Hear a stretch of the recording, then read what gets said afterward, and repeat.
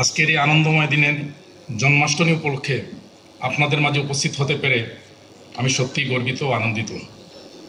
আমি কৃতজ্ঞতা জানাই আয়োজকদের, যারা আমাকে এই শুভ অনুষ্ঠানে বিশেষ অতিথি হিসেবে আমন্ত্রণ করেছেন। জন্মাষ্টমী কেবল একটি ধর্মীয় উৎসব নয়, এটি একটি মহান আদর্শ ও মানবিক মূল্যবোধের প্রতীক। ভগবান শ্রীকৃষ্ণর জীবনচরিত্র আমাদের শিখিয়ে যায় সত্য, ধর্ম, ন্যায় ও ভালোবাসার পথে চলতে। তার বাণী কর্ম আজও সমাজে আলোর দিক দেখায়। আমাদের ইসলাম ধর্মেও শান্তি, সহানুভূতি, মানবতা ও ন্যায়পরায়ণতার উপর বিশেষ গুরুত্ব দেওয়া হয়েছে। এই ধরনের উৎসব আমাদের মনে করিয়ে দেয় যে আমরা ভিন্ন ধর্মের হলেও আমরা একে অপরের প্রতি শ্রদ্ধাশীল হতে পারি, ভালোবাসতে পারি এবং সমাজে শান্তি ও সম্প্রীতির বীজ বপন করতে পারি। আজকের দিনে আমি শ্রীকৃষ্ণ ভক্তদের প্রতি আন্তরিক শুভেচ্ছা ও অভিনন্দন জানাই।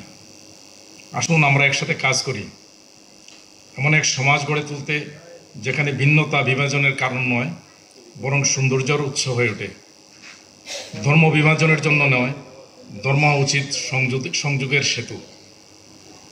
আমরা যদি একে অপরের ধর্ম ও বিশ্বাসকে শ্রদ্ধা করি, তবে সমাজে আর কোনো বিদ্বেষ থাকবে না, থাকবে কেবল ভালোবাসা, সৌন্দর্য ও শান্তির যাত্রা বরণ।